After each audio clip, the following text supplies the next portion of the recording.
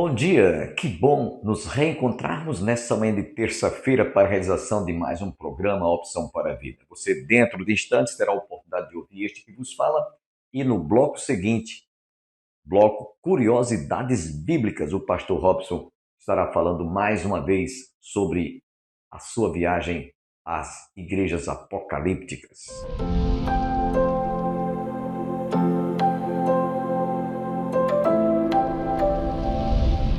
1 Coríntios, capítulo 6, capítulo 2, versículos 6 a 11. Nós hoje estaremos estudando, dentro desta série, chamados à santidade, um subtítulo muito importante: a sabedoria oculta. É o subtítulo do estudo de hoje. Vamos ler, verso 6, capítulo 2, até o versículo 11.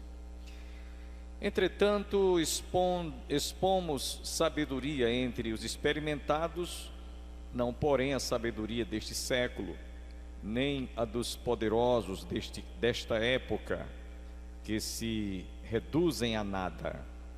Mas falamos a sabedoria de Deus em mistério, outrora oculta, a qual Deus pré-ordenou desde a eternidade para nossa glória. Sabedoria essa que nenhum dos poderosos deste século conheceu, porque se a tivessem conhecido, jamais teriam crucificado o Senhor da glória.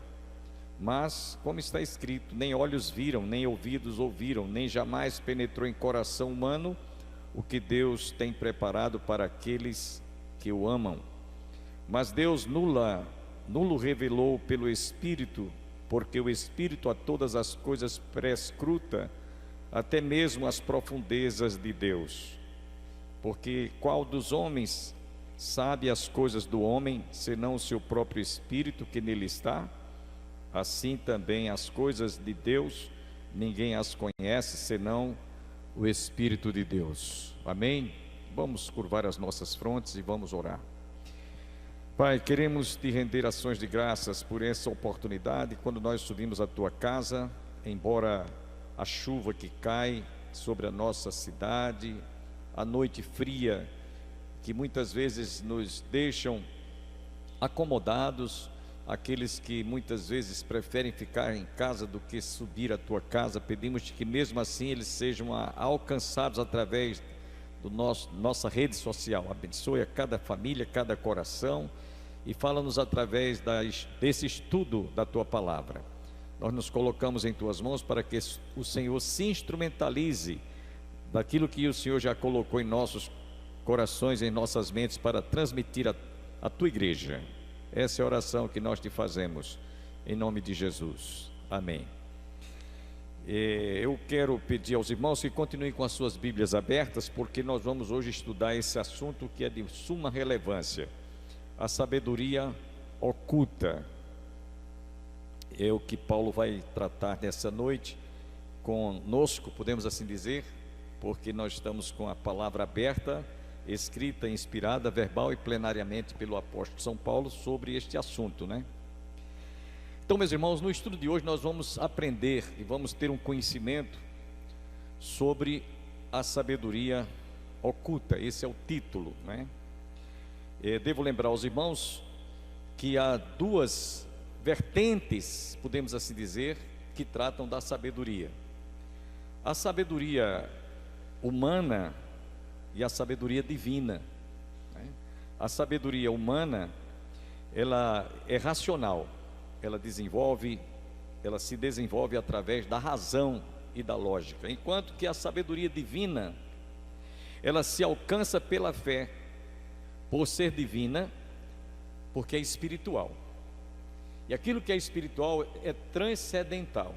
A gente muitas vezes não tem nem como explicar certos acontecimentos, certos fatos bíblicos, que você diz assim: mas como é que eu vou explicar isso, né? Se ninguém tem, à luz da lógica, à luz da razão, um conhecimento para descrever o que está escrito, né?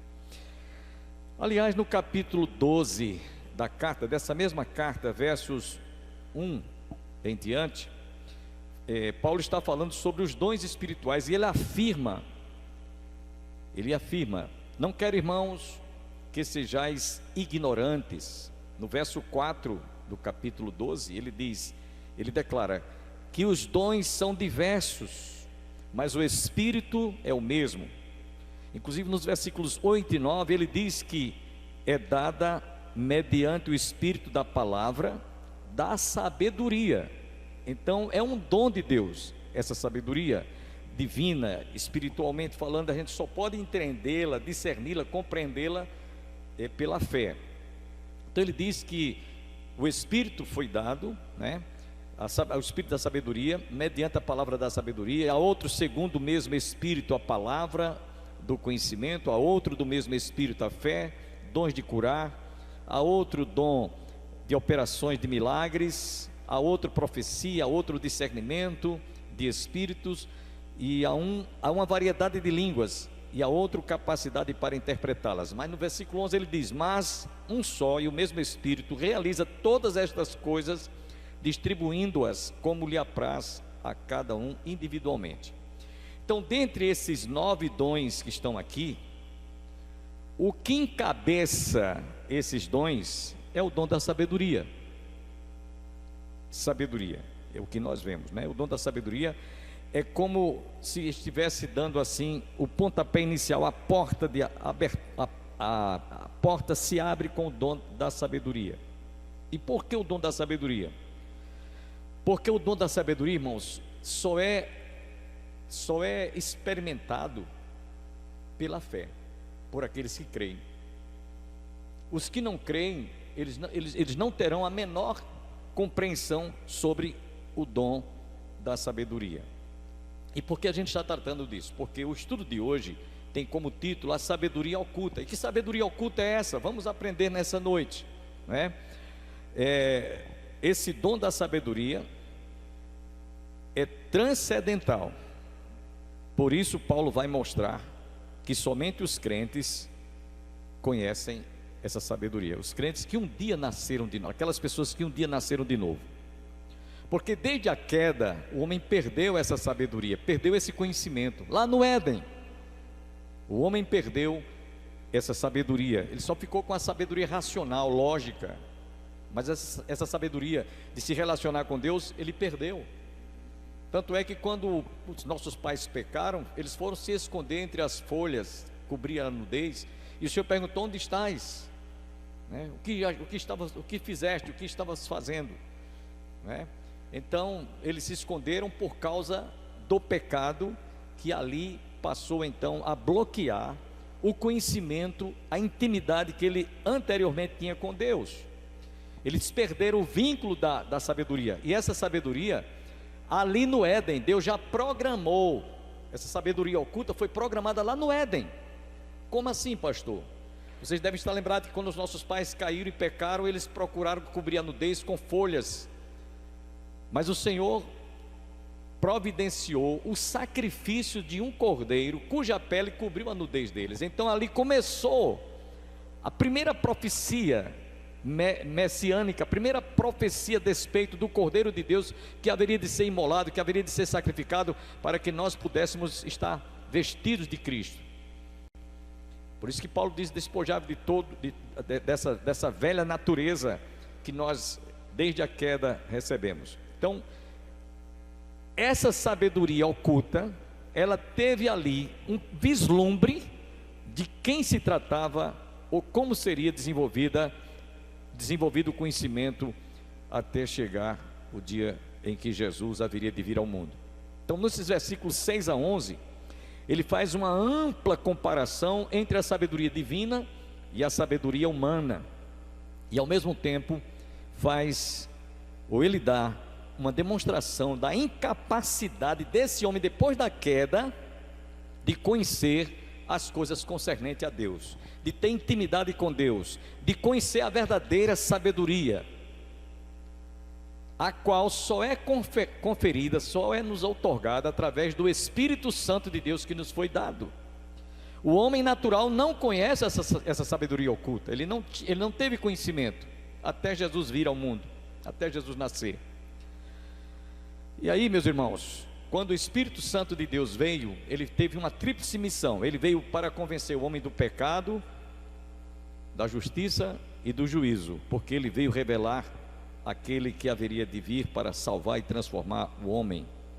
Então, aqui Paulo vai tratar, ele faz uma comparação da falsa sabedoria e da verdadeira sabedoria, que os corintianos estavam muito envolvidos, eles eram muito conhecedores da falsa sabedoria, que era apenas uma sabedoria humana. Os filósofos, né, da Grécia antiga, eles tinham realmente, como vimos aqui na última semana passada, eles eram tão sábios, tão cultos, tão preparados, que eles eram até ovacionados como se fossem deuses, em vez de se adorar o Deus, o Criador. Estavam inclusive adorando até esses filósofos. Então, a igreja de Corinto, ela tinha essa influência, essa sabedoria terrena, essa sabedoria, esse conhecimento racional. E os coríntios haviam desprezado a sabedoria, não conheciam a sabedoria divina. E eles estavam inclusive sendo tentados a valorizar essa sabedoria humana e desprezar a sabedoria divina, por haverem valorizado a sabedoria dos filósofos, os quais, quanto mais eloquente que eles fossem, mais eles eram exaltados.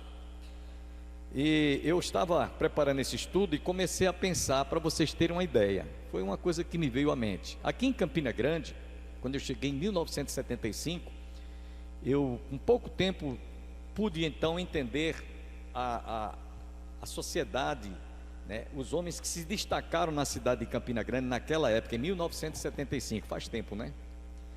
E havia 2 advogados aqui na cidade, que eles se destacavam pela oratória, pela eloquência, eram verdadeiros tribunos. Eu tive a oportunidade, inclusive, de fazer a cerimônia fúnebre de Williams, filho do irmão saudoso Horácio Nogueira, aqui na igreja, e ele estava presente, um deles estava presente, o Vital do Rego, e o outro era Raimundo Asfora. Esses 2 advogados, tribunos, eram procurados pelas pessoas que estavam enfrentando dificuldades na justiça e que contratavam-no como para serem advogado deles, porque eles sabiam que eles ganhavam somente pela oratória, eles conquistavam, eles tinham uma capacidade fabulosa, fantástica. Na cerimônia fúnebre que eu participei lá, foi no cemitério do Monte Santo, esse homem, o Vital do Rego, ele fez um discurso que só faltou ressuscitar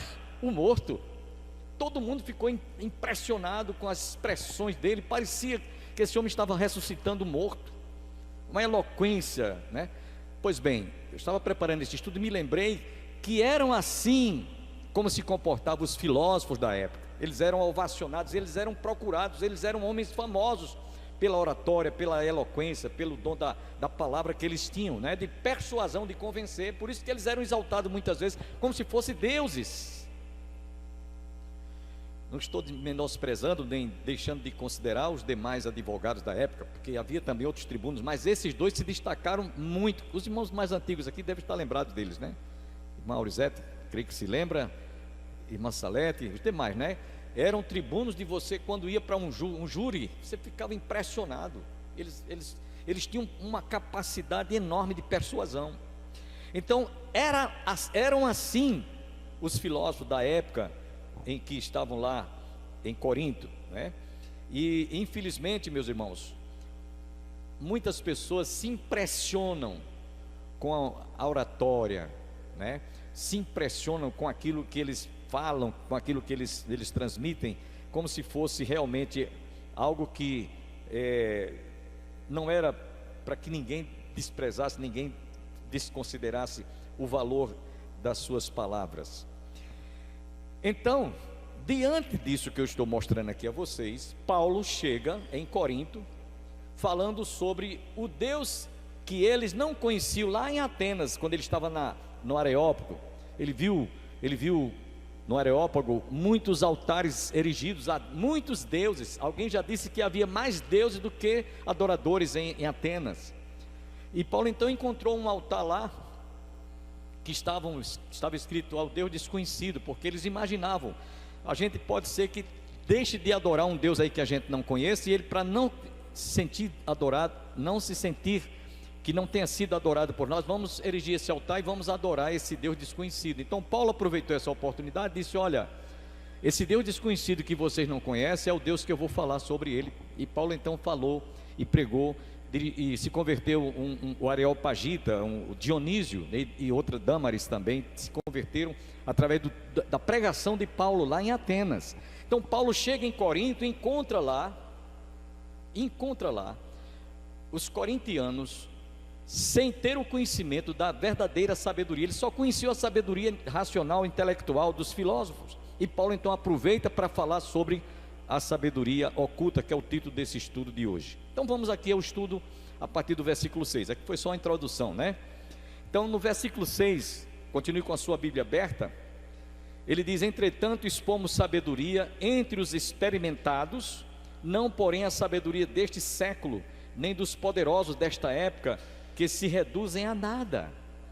Agora você está entendendo porque Paulo usou essas expressões aqui.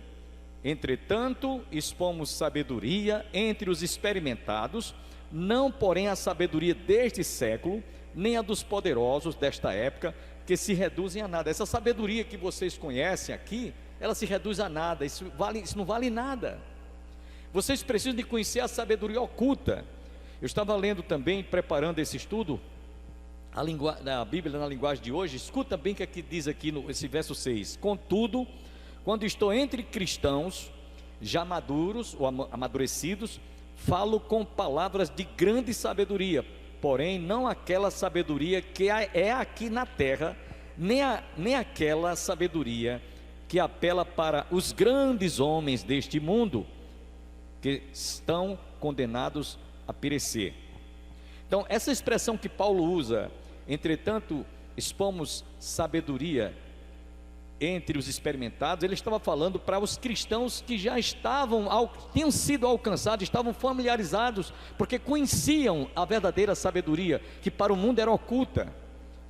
Então ele está falando sobre aqueles cristãos que já haviam compreendido essa sabedoria, tinham aceitado, tinham conhecimento, tinham discernimento.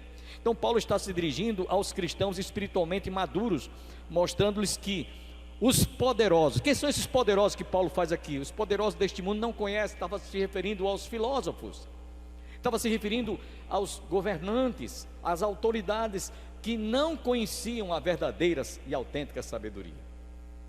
Por isso que ele chama aqui os poderosos, quer sejam autoridades romanas, judaicas, ou até mesmo demônios.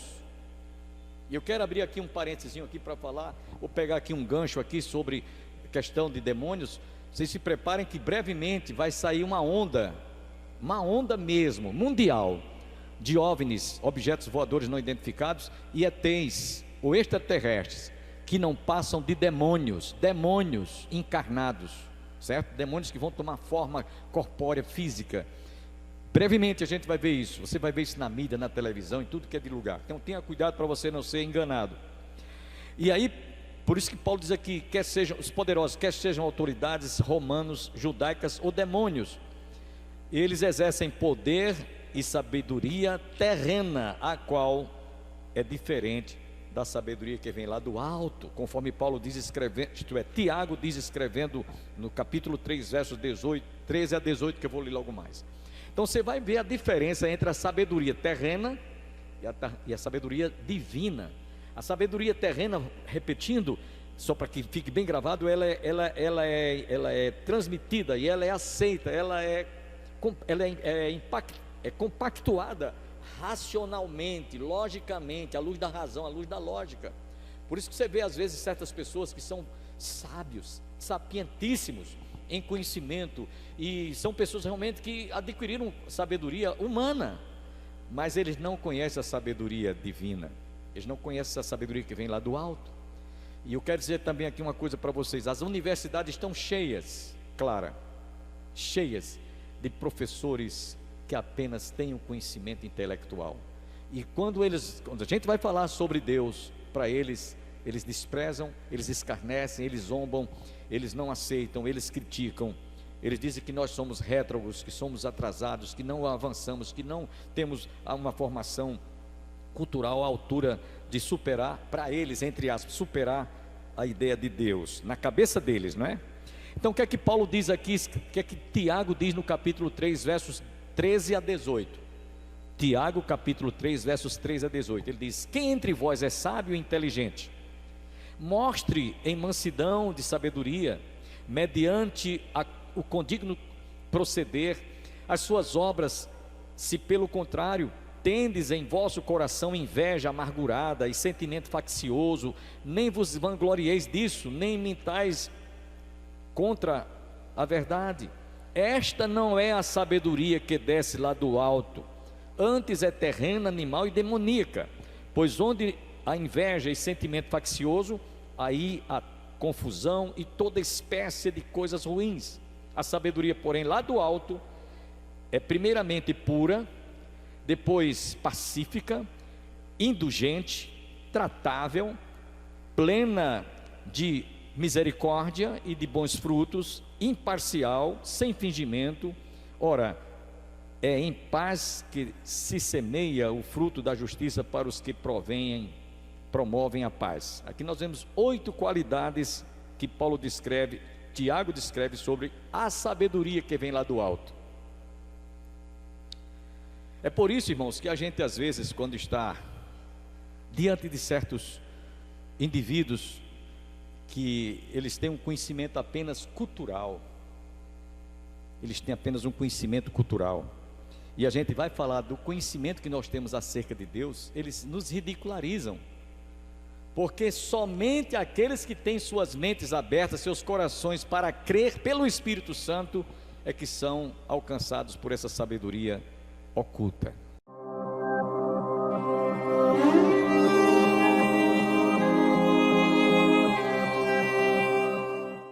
O apóstolo Paulo veio até a cidade de Éfeso para pregar o evangelho. Fazia isso inicialmente todos os sábados na sinagoga e durante a semana na grande ágora da cidade. Com o passar do tempo, a palavra de Deus nos diz em Atos capítulo 19 que o coração dos judeus desse local estava empedernido, o coração estava endurecido. Por esse motivo, o apóstolo Paulo sai e aluga um local que é chamado em Atos dos Apóstolos pelo nome de Escola de Tirano. Existia um homem chamado Tirano, provavelmente um investidor local, que construiu um local para locar, uma espécie de centro de convenções que seria locado para pessoas que desejavam dar palestras, cursos ou outras coisas mais. A teoria mais aceita até o momento é que provavelmente a Escola de Tirano era esse local onde nós estamos aqui. Se isso for verdade, se isso se confirmar, foi exatamente aqui, nesse local, que o apóstolo Paulo passou, de acordo com o texto de Atos, capítulo 19, 2 anos pregando o evangelho. Foi aqui que pastores foram formados. Foi aqui que irmãos foram alicerçados e fundamentados na fé. Foi aqui que missionários foram treinados. E a partir daqui, eles foram pelos 4 cantos da atual Turquia. Eles foram por todo o mundo pregando o evangelho e anunciando o reino de Deus.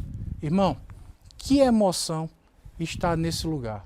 Saber que aqui teve início o primeiro seminário teológico da história do Novo Testamento. É uma ideia parecida com aquilo que nós encontramos no Antigo Testamento, chamado de a Casa dos Profetas, onde o profeta Samuel juntava profetas, juntava pessoas escolhidas por Deus para treinar, para capacitar, para preparar. Isso nos ensina muitas coisas. Nós dependemos da unção do Espírito Santo. O chamado é de Deus. É o Senhor quem comissiona e capacita. Mas isso não exclui a nossa responsabilidade de estudar, de nos preparar, de nos capacitar intelectualmente. A escola de profetas no Antigo Testamento nos mostra isso. A escola de Tirano, sob o comando do apóstolo Paulo, continua nos ensinando a mesma coisa. Que emoção estar aqui nesse lugar imaginando que provavelmente aqui muitos pastores foram treinados, muitos irmãos foram formados. Daqui, pessoas foram comissionadas pelo Espírito Santo, divinamente capacitadas e enviadas para pregar o Evangelho a outros povos. Até que um dia, finalmente, o Evangelho também chegou no Brasil e alcançou a mim e a você.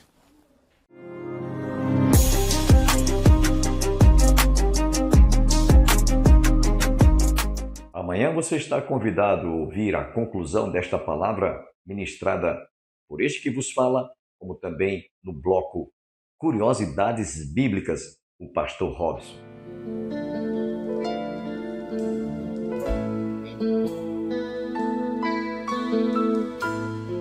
Louve ao Senhor. Grande é o Senhor e muito digno de louvor. Bem forte na cidade do nosso Deus, seu santo nome. Ele é a alegria de toda a terra, a alegria de toda a terra.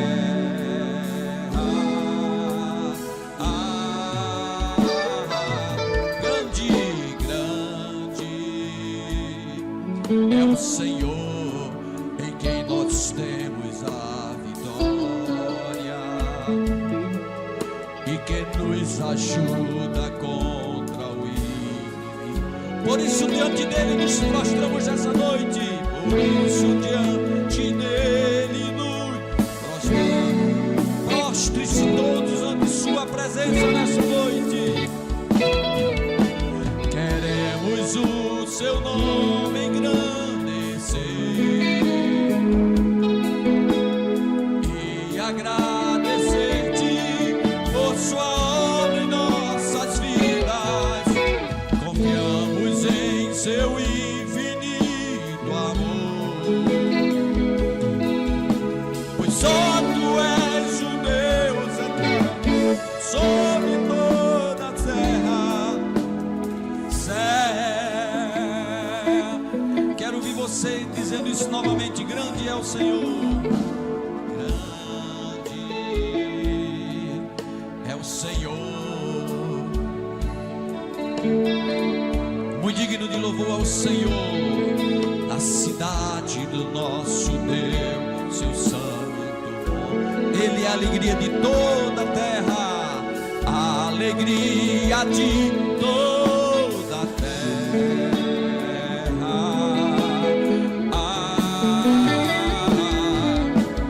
Grande é o Senhor em quem nós temos a vitória e que nos ajuda.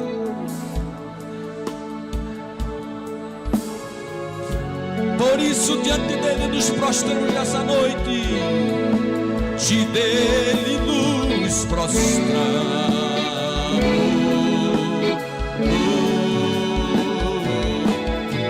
Queremos o teu nome engrandecer e te agradecer-te por tua obra em nossas vidas. Confiamos em teu infinito amor, pois só tu és o Deus eterno sobre toda a terra. Pois só tu és o Deus eterno sobre toda a terra. Pois só tu